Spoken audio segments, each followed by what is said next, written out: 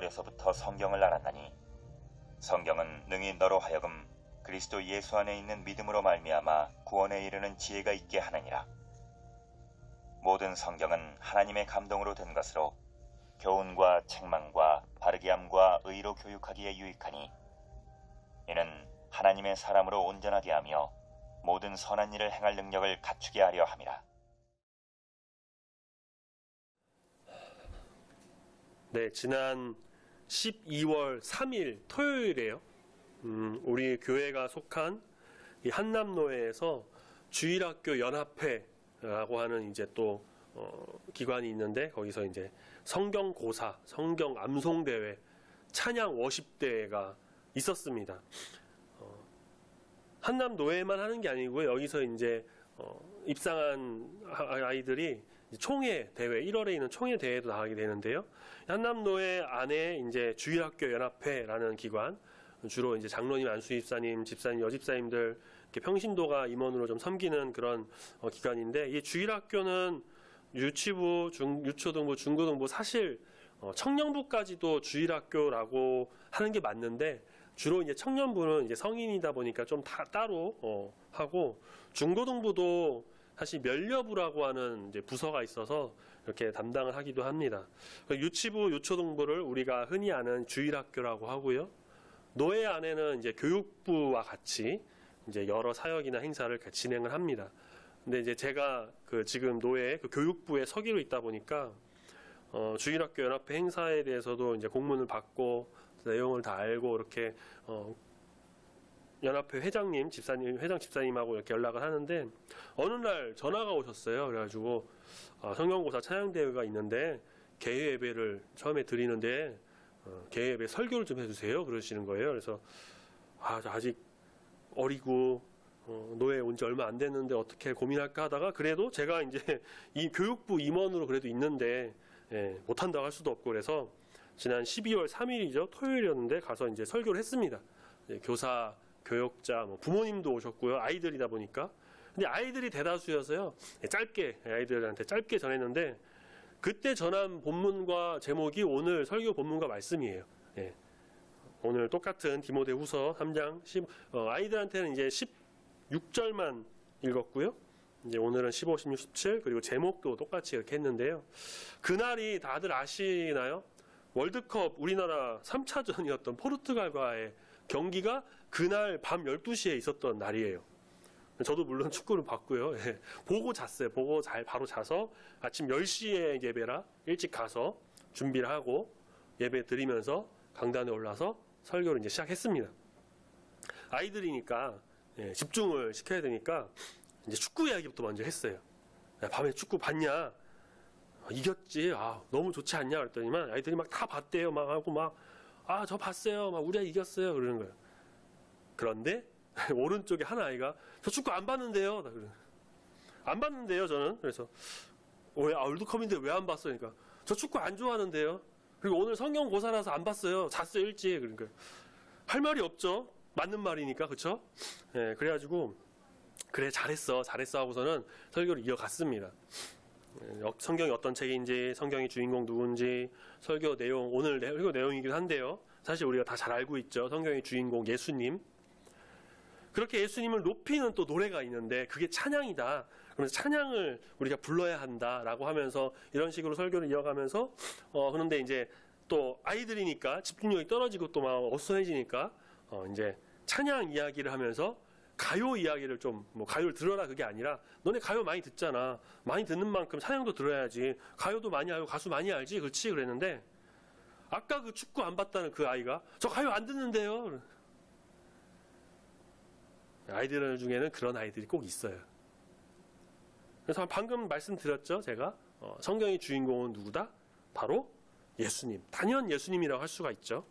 그 예수님을 말하는 책이 어떤 책입니까? 바로 이 성경 말씀입니다. 생명의 책. 오늘 교동문에서도 우리가 읽었습니다. 요한복음 5장 39절에 예수님께서 직접 말씀하신 내용이에요. 너희가 성경에서 영생을 얻은 줄로 생각하고 성경을 연구하거니와 이 성경이 곧 내게 대하여 증언하는 것이다. 사람들은 영생을 얻기 위해서 구원에 이르기 위해서 성경 막 연구하고 읽고 분석하고 외우고 그 영생으로 가는 길을 알려주는 이 성경은 그렇게 아무리 연구해도 거기서 말하는 중심을 알아야 되는데 그 중심이 나, 곧 예수 그리스도를 증언하고 있는 책이기 때문에 예수님께서는 또 이렇게 말씀하시죠. 내가 곧 길이요 진리요 생명이다. 다시 말해 우리는 성경을 읽을 때 막 아무 생각 없이 읽거나 다른 책들을 읽는 것처럼 막 그렇게 읽는 게 아니라 그 안에서 예수 그리스도를 발견하고 예수를 생각하면서 읽어야 한다는 것입니다. 전 세계에서 가장 많이 팔린 베스트셀러입니다. 성경보다 많이 팔린 책은 없다고 해요. 그 성경이 말하고 있는 것은 처음부터 끝까지 바로 예수 그리스도입니다. 이것이 바로 우리가 말씀을 읽어야 하는 첫 번째 이유라고 할 수 있습니다. 예수를 말하고 있기 때문이에요. 영생으로 가는 길, 구원으로 가는 길, 다른 길이 없습니다. 참된 진리, 복음이신 예수님이 주인공으로 있는 이 말씀, 곧 내 인생의 주인공이신 우리 예수님을 온전히 바라보는 우리 모든 성도님들이 되시길 소망합니다. 아멘. 자, 그렇다면 성경을 어떻게 읽어야 할까요? 참 중요하죠. 성경을 읽는 방법. 왜 중요하냐면 성경은 말씀드린 것처럼 다른 책들과는 다르기 때문입니다. 오늘 금주 묵상할 말씀을 읽었던 히브리서 4장 12절, 이 말씀이 어떤 말씀이냐? 살아있어요. 활력이 있고요. 좌우의 날선 어떤 검보다도 예리해서 혼과 영과 관절, 골수, 찔러 쪼개기까지 하는, 우리의 아주 깊숙한 곳까지 찔러 쪼개는 그런 생명의 말씀이라는 거예요. 그래서 이 말씀이 우리의 생각과 마음의 생각과 뜻을 판단하게 하는 엄청난 책입니다. 단순한 역사서가 아니고요. 단순한 시가 아니고 단순한 편지가 아닙니다. 또 오늘 본문 말씀처럼 모든 성경이 하나님의 감동으로 기록됐다고 했어요. 그렇기 때문에 보통 책, 사람들이 쓴 책과는 차원이 다릅니다. 그래서 이 말씀을 일반 책처럼 그냥 쭉 통독하면서 읽는 그런 방법도 사실 그래도 어쨌든 그렇게라도 성경을 보는 것은 괜찮죠. 보는 건 괜찮지만 방금 말씀드린 것처럼 그런 세상 책과는 다른 책이기 때문에 우리가 이 말씀을 볼 때는 좀 더 깊이 있게 말씀을 좀 읽고 천천히 그 뜻을 기도하면서 알아가려고 이른바 묵상, 큐티라고 하죠. 그렇게 읽기 하는 방법이 좋은 성경 읽기 방법이라고 이제 많이들 이야기하고 있어요. 그래서 가급적이면 방해받지 않는 아주 좀 조용한 곳에서 시간을 정해두고 그렇게 이제 집중해서 읽는 것이 좋겠죠. 그렇다고 해서 지하철 바쁘시니까 지하철에서 읽는 것과 어플로 스마트폰 어플로 보는 거 혹은 운전하실 때 음성으로도 듣는 경우도 있는데 그게 나쁘다는 게 아니에요. 절대 나쁜 게 아니죠. 그렇게라도 읽는 게 아주 좋은 방법이 될 수도 있죠. 그건 그런대로 좋은 방법이고 우리가 이 성경을 좀 더 집중해가지고 그 뜻과 의미를 좀 잘 깨달으며 읽는 그렇게 알아가는 방법이 우리에게는 또 필요하다는 겁니다. 자, 그런데 사실 이 성경 안에 내포하고 있는 그 모든 의미와 숨은 뜻, 그 숨겨진 진리를 다 찾아서 우리가 다 알고 깨닫는 거는 사실 굉장히 어렵습니다. 목회자도 신학자들도 다 이해하지 못하는 부분이 있어가지고요. 난해한 성경 구절, 아직도 의견이 분분한 그런 성경 구절들이 있어요. 우리가 그런 것의 모든 내용과 의미를 다 알기는 어렵지만 그렇다고 포기할 수도 없는 거죠. 그래서 우리는 일단 우리는 말씀을 읽을 때 기도하고선 성령께서 깨닫게 해주시기를, 이 말씀을 읽을 때 성령이 주시는 감동과 지혜가 있기를, 깨닫게 해주시는, 성경을 통해서 그 깨닫는 의미와 뜻을 알게 해달라고 기도하고, 말씀을 읽고 모르겠으면 모르는 대로, 알면 아는 대로. 근데 왜 그러냐면 내 마음대로 판단하면서 내 마음대로 성경을 해석해버리면 안 되거든요. 그렇게 정리해서 그래 이건 이거야 딱 해버릴 수 있는 그런 책이 아닙니다. 그렇기 때문에 정말 궁금하면 전문 신학자들 쓴 주석이나 아니면 참고 자료, 그런데 이제 좀 조심해야죠. 시중에는 이제 이단의 책들 많기 때문에 제가 아주 이름 되면 다 아시는 대형 문고의 대형 서점에 종교란에 갔더니만 가장 잘 보이는데 딱 빛이 돼 있는 게 이단의 책이 딱 종교 안에 있더라고요. 그러니까 그 사람들은 그런 데들은 잘 모르잖아요. 그렇기 때문에 기독교 서점에 가서 찾아보시거나 아니면 인터넷으로 구입하실 때는 가피풀 같은 아주 좀 검증된 건전한 그런 쇼핑몰을 이용하셔서 책을 보시는 게 좋고요. 아니면 뭐 저에게 물어보셔도 괜찮고요. 자, 성경의 내용을 잘 이해하지 못하고 그 의미를 깨닫지 못하는 부분이 많이 있지만 중요한 것은 이 성경은 서두에도 말씀드린 것처럼 결국은 예수님으로 통해서 예수님으로 이어진다는 것입니다. 그것이 구약이든 신약이든 그 안에는 모든 것이 예수로 통합니다. 창세기부터 요한계시록까지 예수로 시작해서 예수로 끝난다고 보시면 돼요. 그래서 성경을 읽다가 모르는 부분이 있다면 결론은 결국 예수님으로 맺어서 그렇게 간다라고 생각하고 그 모든 것이 예수님으로 통한다라는 것을 우리가 말씀을 통해서 깨닫고 알게 될 것입니다. 자, 그런데 구약 성경에는 예수라는 단어가 나오지 않죠. 사실 이건 너무 당연해요. 왜냐하면 예수라는 단어는 이 헬라어 이에수스, 그것을 영어로 표기한 지저스, 그것을 다시 한문 그리고 우리나라 한글 이제 바꾼 건데, 그런데 구약 성경은 히브리어로 쓰여졌죠. 그렇기 때문에 이 헬라어 단어가 나오는 거는 당연히 안 나오는 건 당연해요. 그런데 어떤 사람들은 그래요. 구약에 예수라는 단어 안 나오니까 구약엔 예수가 없다. 그렇게 말하는 경우가 있는데, 이거는 성경을 잘 알지 못하는 사람들이 이제 말하는 거죠.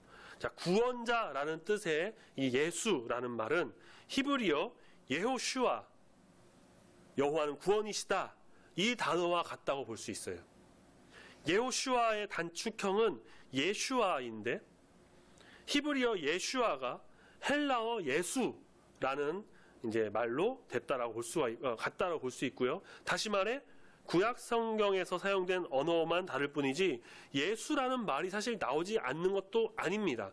그리고 그 예슈아를 이름으로 사용하고 있는 구약 인물이 있는데 우리가 너무나도 잘 알고 있고 우리가 올해 2022년에 계속해서 봤던 말씀인 누굽니까?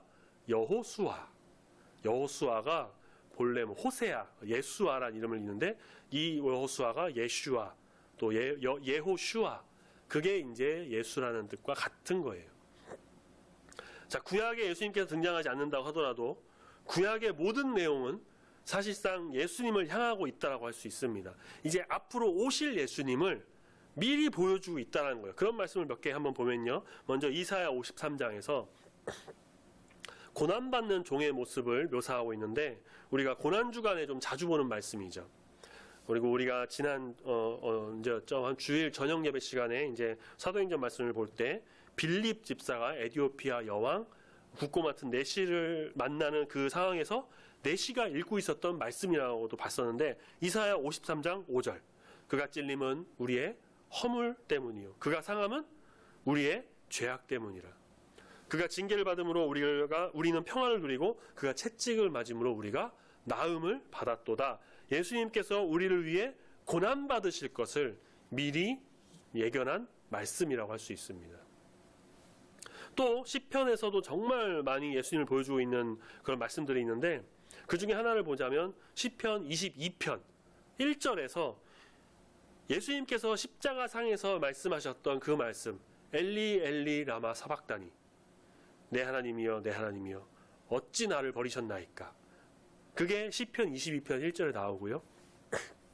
또 같은 시편 22편 18절에서는 내 겉옷을 나누며 속옷을 제비 뽑나이다 라는 말씀이 나오는데 십자가에 달리신 예수님 밑에서 병사들이 예수님의 그 겉옷을 제비 뽑아서 나눠 가졌죠. 이렇게 예수님을 예표한 말씀이 시편에 많이 등장합니다.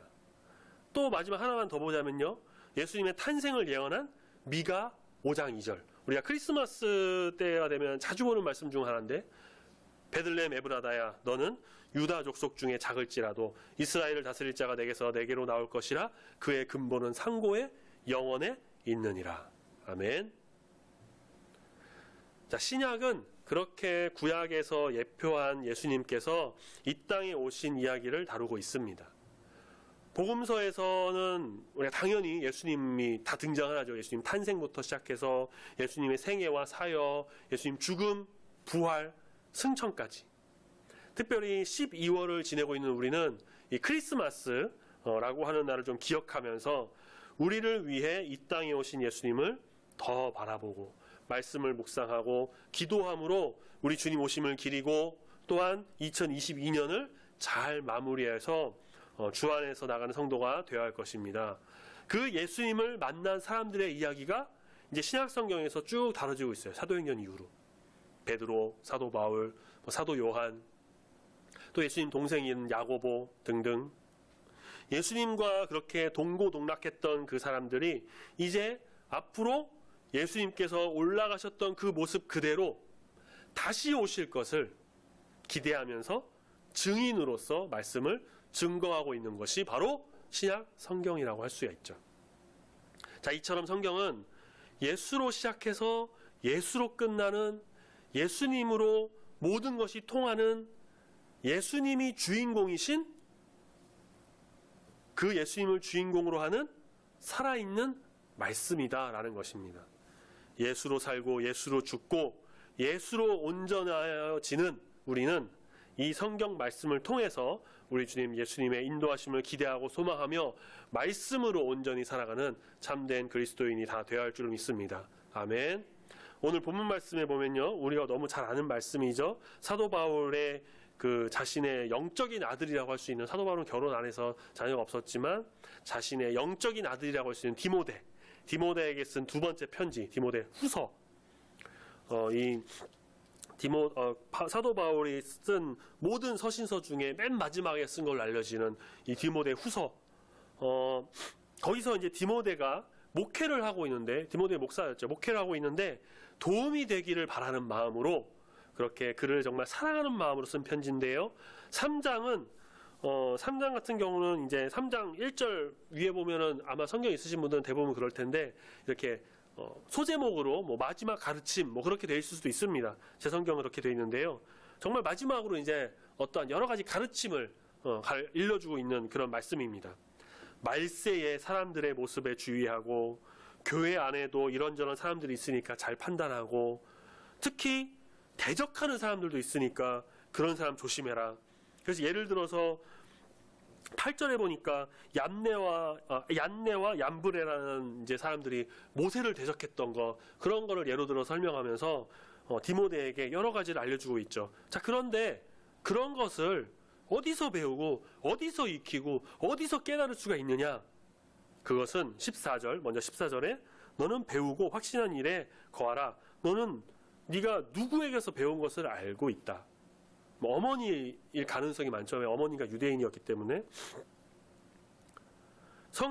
그리고서는 이제 성경을 알았나니, 15절에 어려서부터 성경을 알았나니, 즉 성경에는 이렇게 사람을 대하는 방법, 말세를 대처하는 방법, 대적하는 자들을 대처하는 판단력, 모든 지혜와 지식, 그것들을 바로 네가 어려서부터 알았던 이 성경에서 다 알 수가 있다라는 것입니다.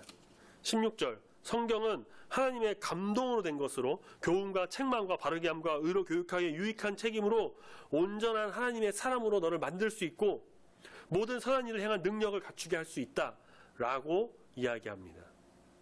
그런데 그 성경에서 알려주는 지혜, 그것은 그냥 일반 지혜가 아니에요. 그냥 보통 지혜가 아니고요. 세상의 지혜와는 차원이 다른 지혜인데, 어떤 지혜냐? 세상에 주는 지혜는 한계가 있죠. 유한한 것이고요. 결국 사람의 머릿속에서 나온 것밖에 안 됩니다. 하지만 성경이 말하는 지혜는 15절 말씀, 그리스도 예수 안에 있는 믿음으로 말미암아 구원에 이르는 지혜가 있다는 것이죠. 거룩하시고 지존하시고 전능하신 하나님의 독생자 예수 그리스도, 우리의 모든 것을 아시고 무한하시고요, 모든 왕의 왕, 주의 주, 우리의 모든 죄를 짊어지시고 우리를 죄에서 구원하실 수 있는 능력의 주님, 부활하시고 승천하셔서 이제 그 모습 그대로 다시 오실 우리의 예수님, 그 예수님 안에 있는 믿음으로 구원에 이르는 놀라운 지혜가 이 성경에 담겨져 있다는 것입니다. 다른 지혜가 아니고요. 다른 알림, 깨달음, 다른 지식이 아니고요. 예수 그리스도를 통해서 오는 지혜입니다. 성경의 모든 것이 그래요. 구약부터 신약까지 전부 다 예수로 인해서 오는 지혜가 있고 우리는 그 지혜를 통해서 삶이 바르게 서게 되고요. 정말 17절 말씀처럼 하나님의 사람으로 온전하게 세워져서 우리 주님이 주신 그 선한 일을 감당하는 우리 귀한 주의 자녀가 다 되시기를 소망합니다. 아멘. 자, 그러기 위해서는 이 성경의 지혜를 알기 위해서는 전제 조건이 하나 있어요. 뭘까요? 가장 중요한 전제 조건. 성경을 읽어야겠죠. 네. 너무 당연한 전제 조건. 근데 정말 중요한. 읽어야 그 내용을 알지. 읽지도 않고 알 수 있는 방법이 있을까요?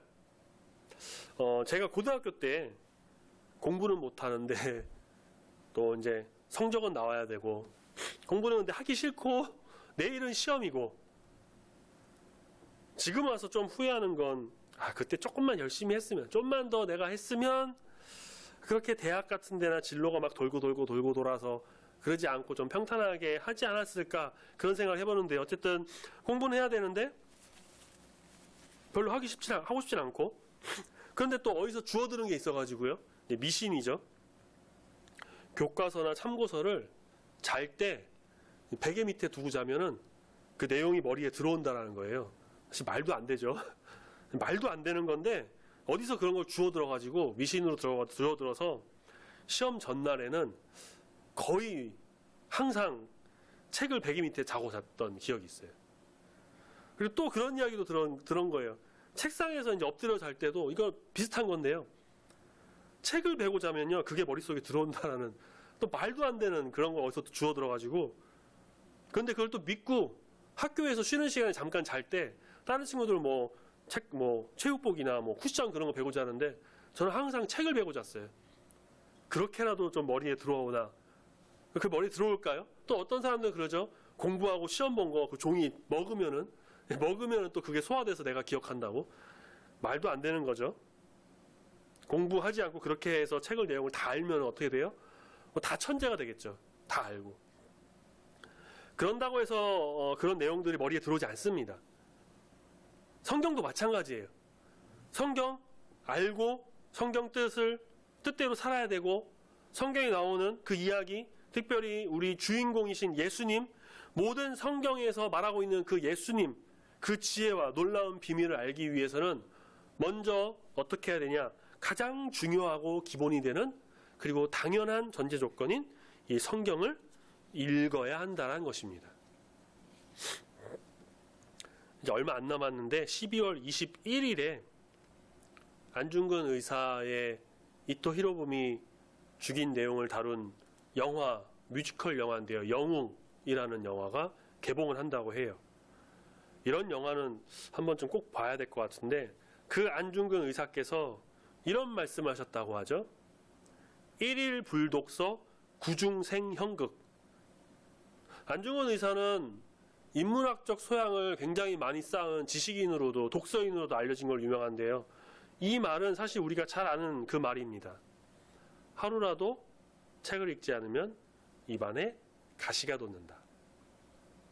사실 저도 책 이제 읽으려고 노력하는데 그렇게 하루에 책을 읽지 않은 적도 많이 있습니다. 우리 성도님들도 아마 비슷하실 거예요. 직장이나 여러 가지 일로 좀 바쁘고 집에 오면 좀 쉬고 싶고 그런 게 있고, 그런데 이제 세상에 정말 좋은 책이 많죠. 인문학적 서적이나 감동을 주는 글이나 베스트셀러 소설 그런 것들도 많이 있는데 세상 사람들 그런 책 많이 읽어요. 그것도 매일.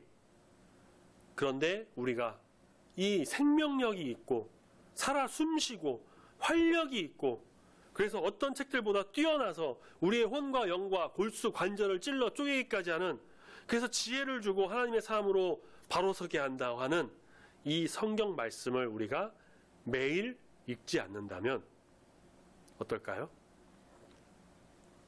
하루에 한 장도 많다고 하시면 저로서도 사실 할 말이 없습니다.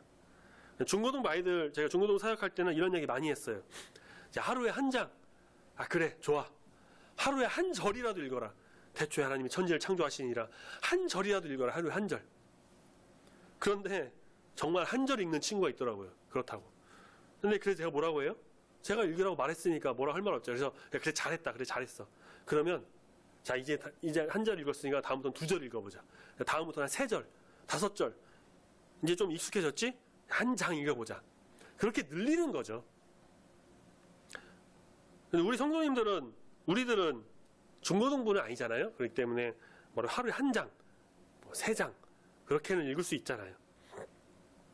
그렇게 읽어야 우리의 삶이 하나님 안에서 더 생명력이 있고 활력이 있고 지혜가 넘치고 은혜가 넘쳐서 이 성경의 주인공이신 예수로 가득 찬 삶이 되지 않겠어요?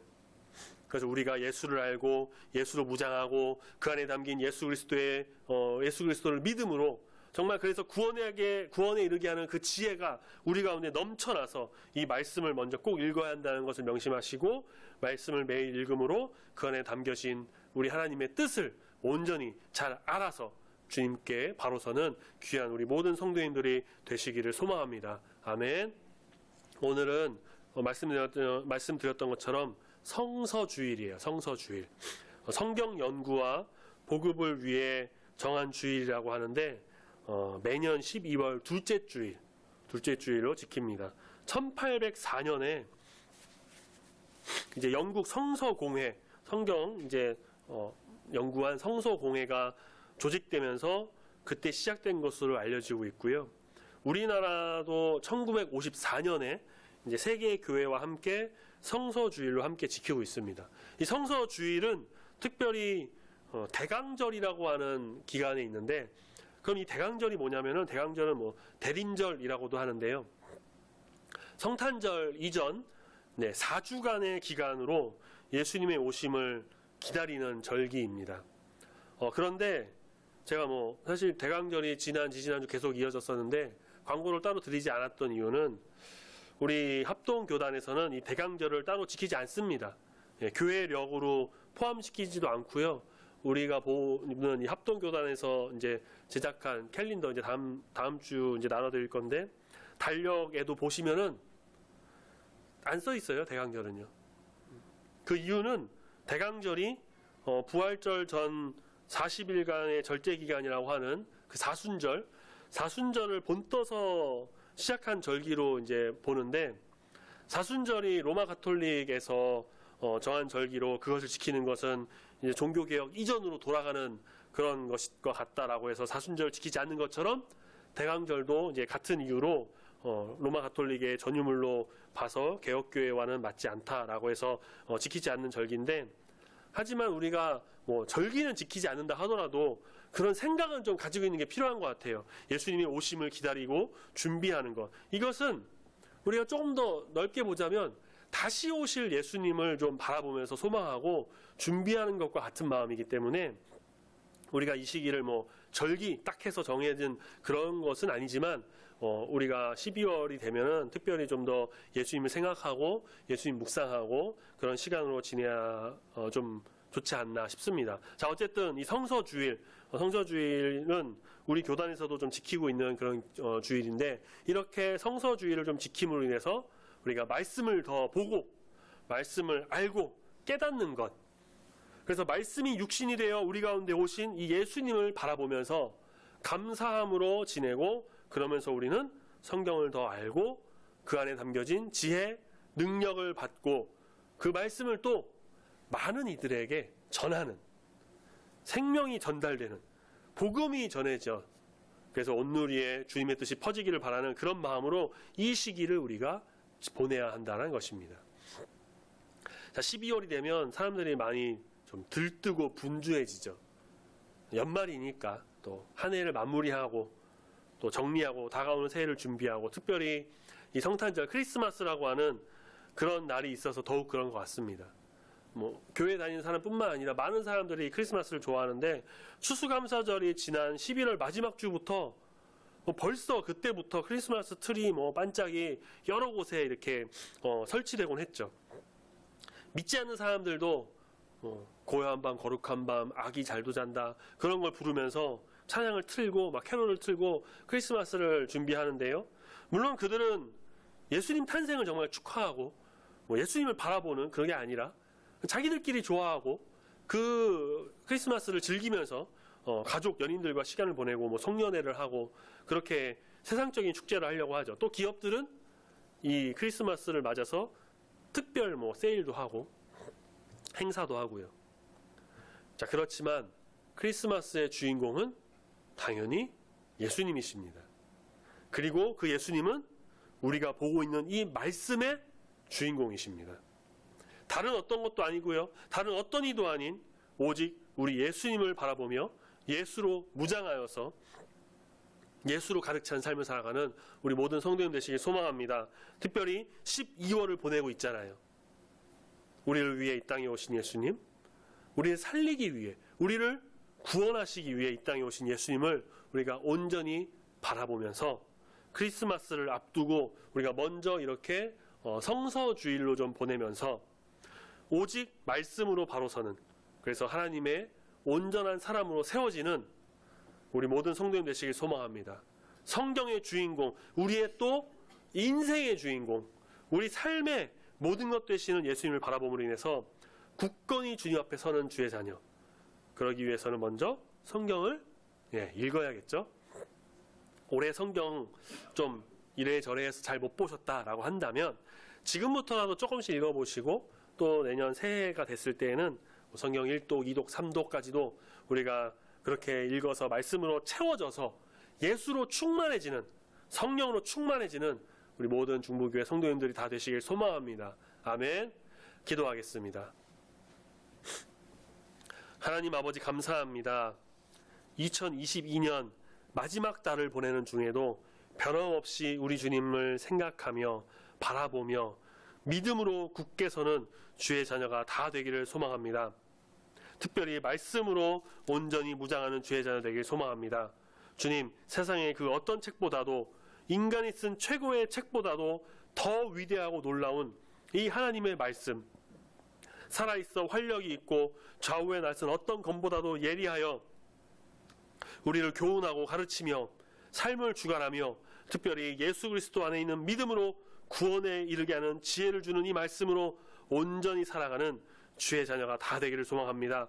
먼저는 우리가 말씀을 잘 읽고 매일 쉬지 않고 읽으면서 말씀을 깨달아 알아나가고 그 안에서 역사하는 우리 주님의 뜻을 온전히 알기를 소망합니다. 특별히 이 말씀의 주인공이신 예수님을 온전히 바라보는 귀한 주의 자녀 되길 소망합니다. 일반 책들처럼 그냥 보는 것이 아니라 창세기부터 요한계시록까지 그 안에서 예수를 발견하고 예수로 무장하고 예수로 가득한 말씀을 통해 예수 충만한 삶을 살아가는 우리 모두가 되길 소망하오니 주님 붙드시고 인도하여 주시옵소서. 그래서 우리가 하나님의 사람으로 온전하여지고 세상에서 모든 선한 일을 행함으로 예수 향기 날리는 귀한 주의 자녀, 참된 그리스도인 되길 소망하오니 인도하시고 붙들어 함께하여 주시옵소서. 한 주간도 말씀으로 살아가는 주의 자녀, 주의 백성 되길 소망합니다. 추운 날씨 가운데 건강도 지켜주시고 어디를 가든지 무엇을 하든지 우리 주님 인도하심 속에서 감사와 영광을 올려드리는 믿음의 용사들 다 되길 소망합니다. 감사합니다. 주님, 예수님의 이름으로 기도드립니다. 아멘.